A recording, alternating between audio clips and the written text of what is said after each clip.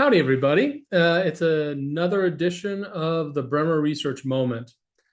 Today, I want to take a moment to talk about polls. For those of you I've known for a while, you know that starting late October, this is a bit early, I tend to talk about the election in a nonpartisan way. I tend to talk about the polls and what they're telling us at this point. So I want to do that today. But I'm going to go ahead and start off with the punchline. What the polls are telling us today is that it's very, very close. It's going to be an interesting election. As with the last two elections, we probably won't know on election day exactly who the next president is. In particular, we probably won't know who's in control of the Senate. We probably won't. We have probably a better chance of knowing who's in control of the House. Part of the reason for that is the way that elections have become elongated. People are voting already. And the vote counting systems out there, which we tried to overhaul in 2000, still aren't the greatest. But now that you know that it's going to be close, I just want to talk about the polls themselves. As you know, I used to run the methodologies for Harris in both their telephone polls and their online polls. And we've gotten away from sort of the golden age of polling. If you look right now, every time I open up a web browser, I get a new, on the news page that pops up, it's, Harris is in the lead in the 6 states, and 10 minutes later, if I opened it up, it would say Trump's in the lead in the 6 states. And there are polls to back them up. And part of that is a function of things being close, but part of it is also our expanded need for storytelling.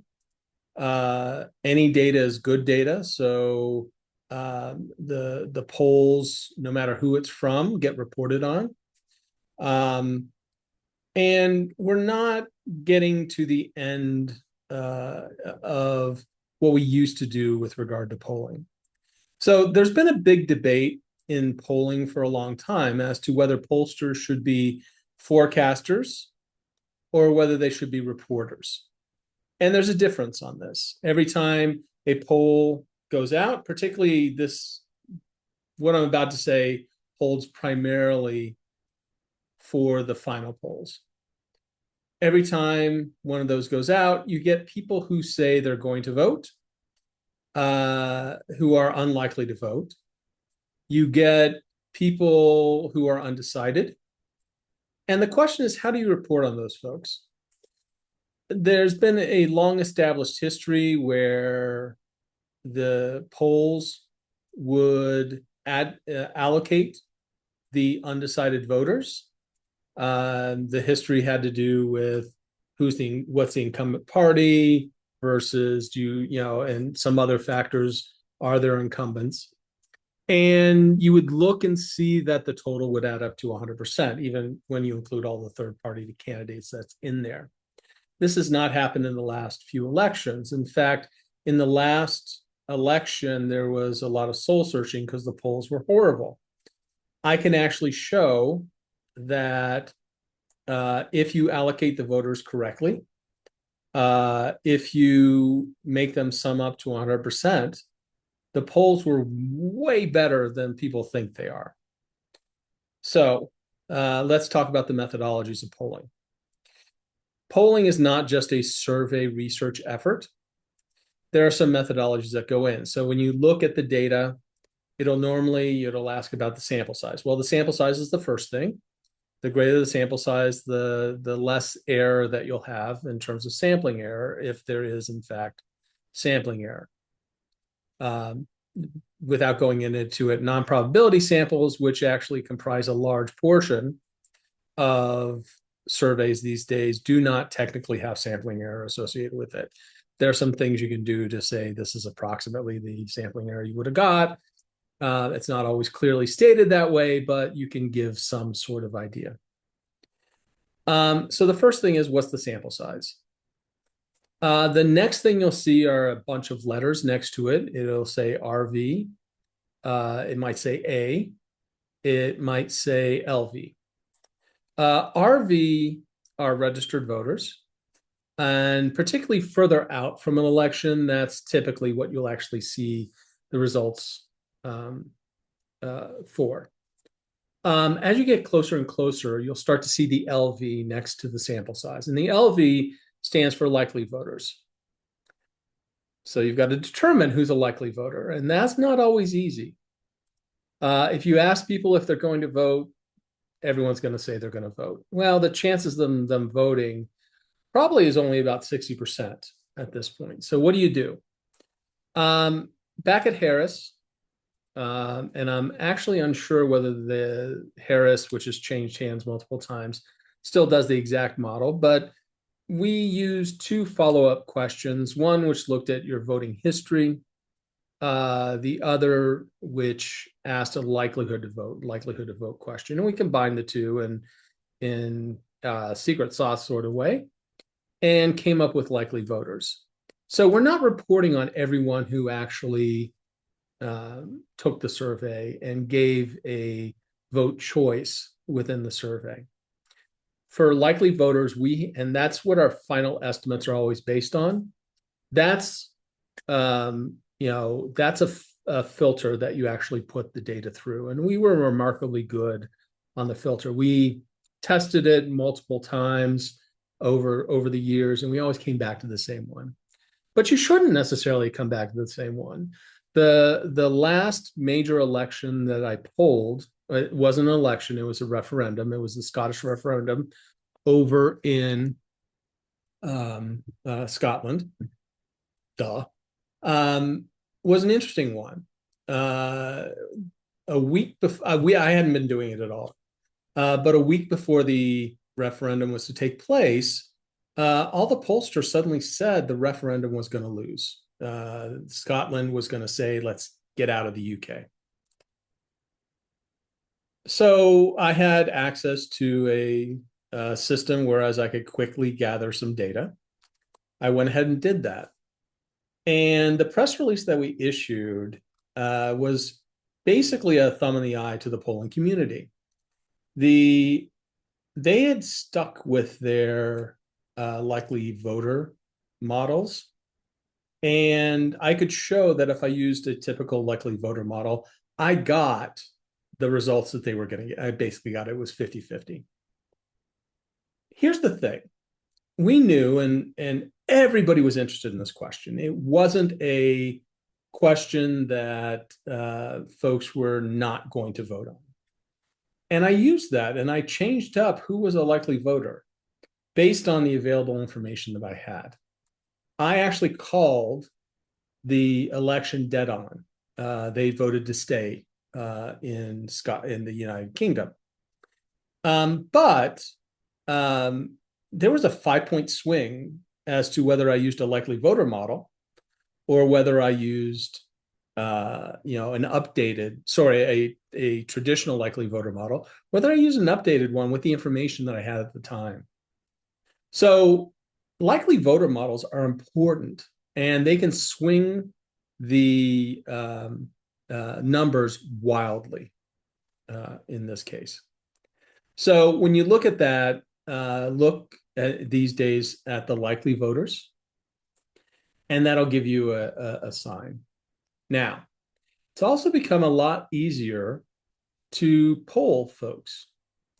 And there's a history of how you ask questions. There's a history of likely voter models. There's a history of all these things. Polling is a science. And I think with aggregators such as 538, Real Clear Politics, and the like, sort of lost that because they just want the raw data and they're going to put it into their system and figure out a little bit, figure out who they think is going to win. So people have lost, I think, the skills that were prevalent back in the 1970s, 80s, 90s in this space. When I look at a poll, I look at who it's from. I tend to discount new folks. I tend to look at the history of the polling organization. I will tell you, someone who Nate Silver loves, ABC News, has just had some wild swings in their polls. So if their polls seem out of whack, I sort of take them out of whack in what I'm actually doing. So I discount a lot of the polls that are out there. If it's by the own candidates polling organization, just ignore those. They want to get good information to advise their candidate, but they also want to give a sense that their candidate is good. And so just by tweaking things a little bit, you can actually shift the numbers.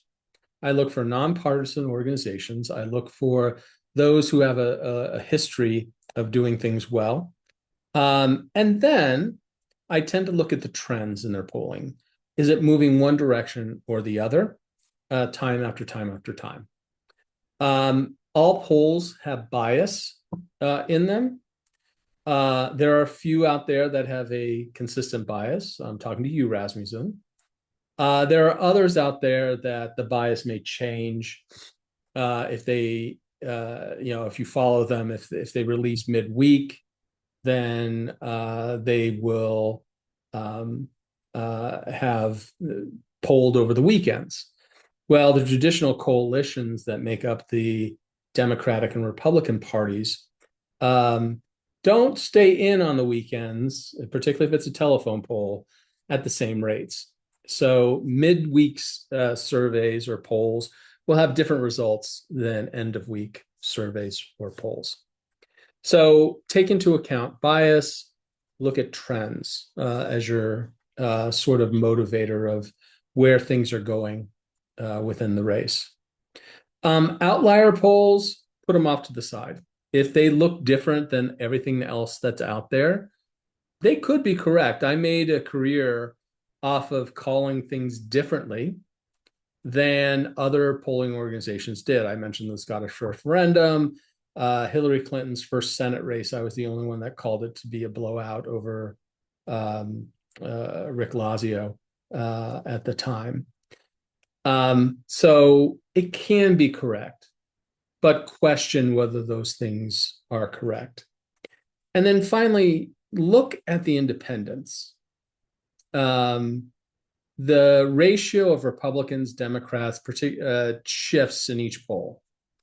I will tell you, Republicans are going to vote for Republicans, Democrats are going to vote for Democrats. And there's always about 10% that don't. And on the margins, that can change things. It's independents. Now, I will say independents aren't undecideds. Most independents do vote one way over the other most times. But I tend to look into a poll and I look at what the independents are doing. And that gives me a better sign of what's happening in the electorate, because I can pretty much count on the Republicans voting for Republicans, Democrats voting for Democrats, which is interesting because when you look at the national news, when you look at any news story on the election, they talk about the Republicans and the Democrats and how they're going to vote. I think they're the most uninteresting. That's the most uninteresting news story there is out of the polls. There are a lot of things that you can look at. Another interesting one, there are these bizarre things. At Harris, we used to ask a question: which candidate would you most want to have a beer with? That candidate won most of the time. That was actually a relatively good predictor. Do I think it's a relatively good predictor these days? Maybe, maybe not. I think things have changed in how people are looking at their votes.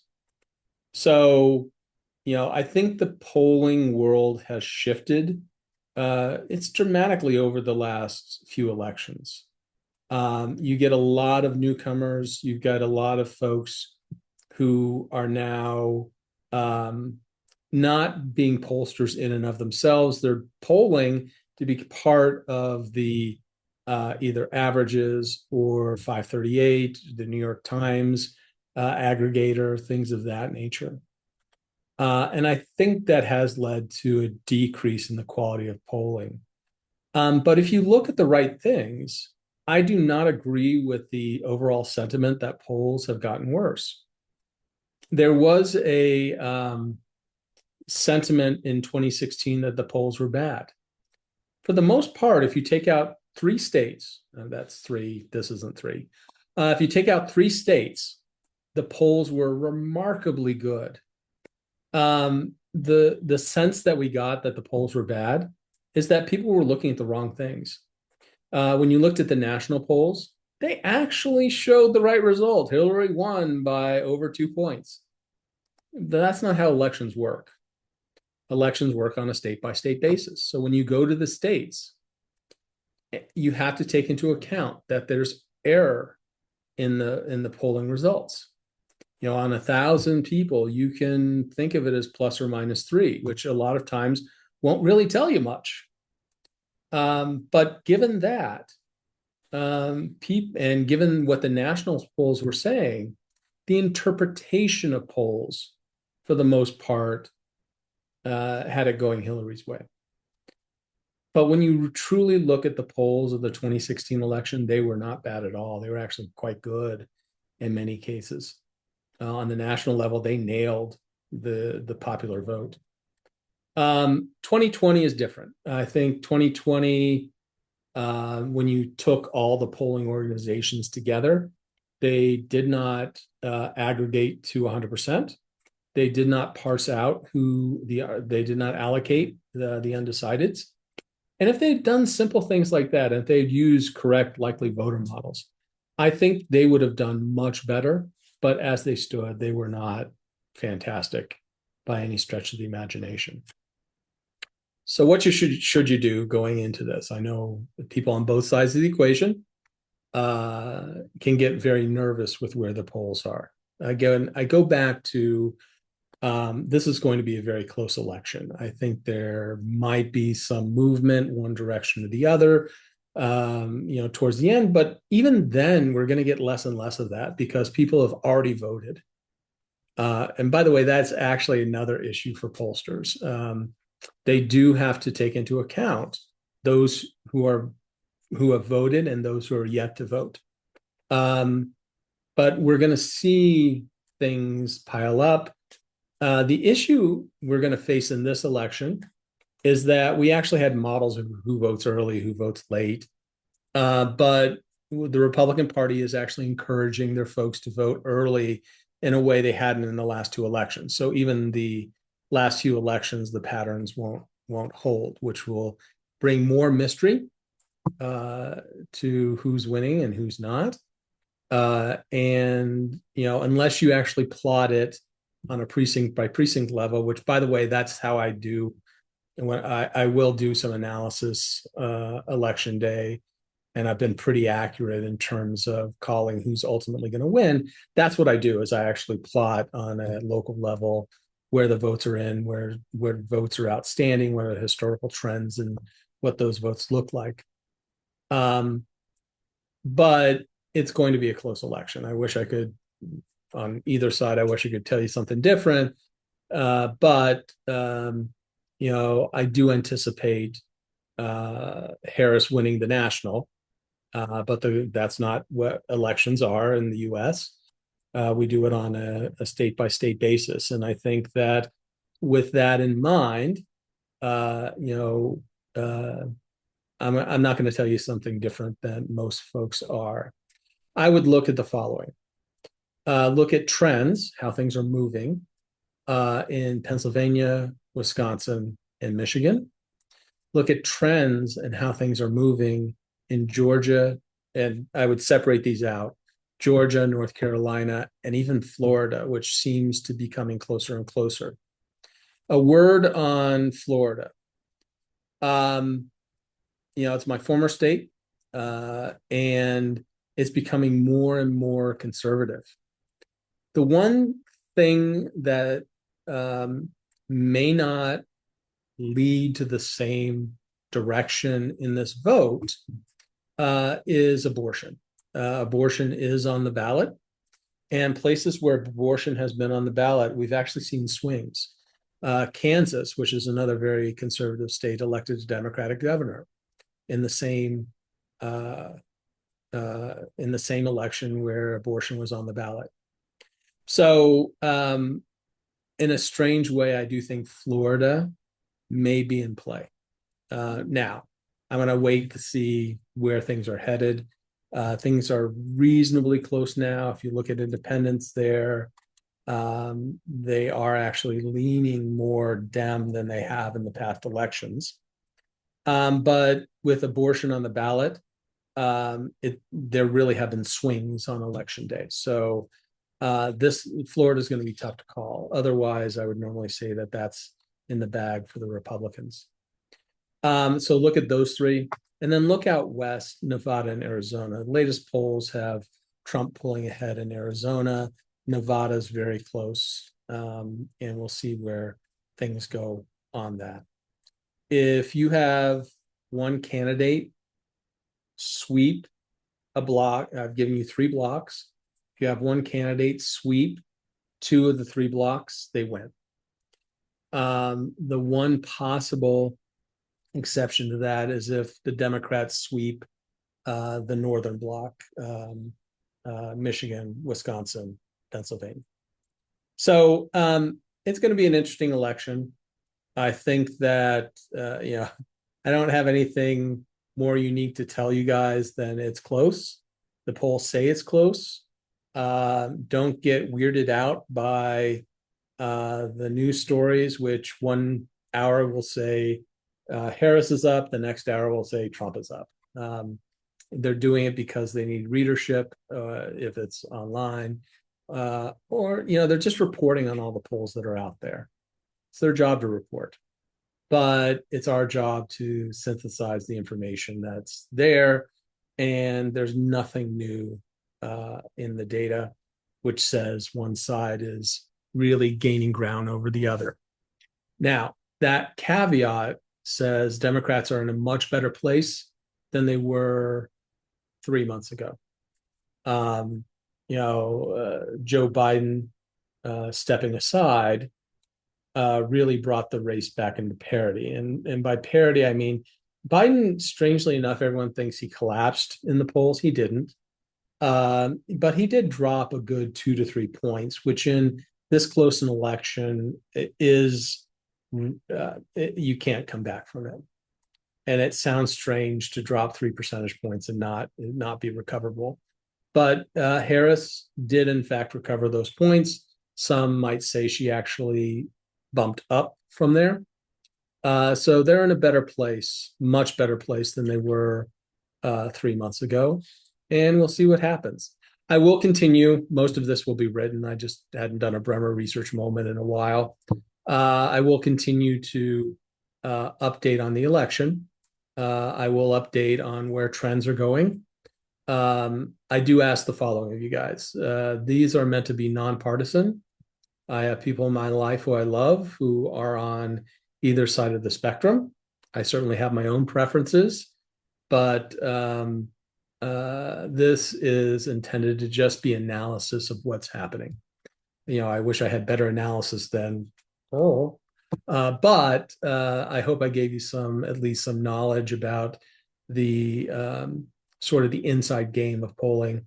And again, look to independents.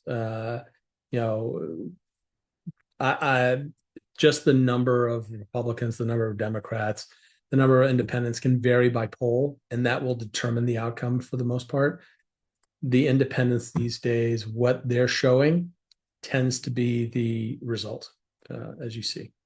Anyways, thank you guys. I'm off to Hoboken, New Jersey for the Insights Association AI Ignite conference. I hope to see at least some of you there. I know I will.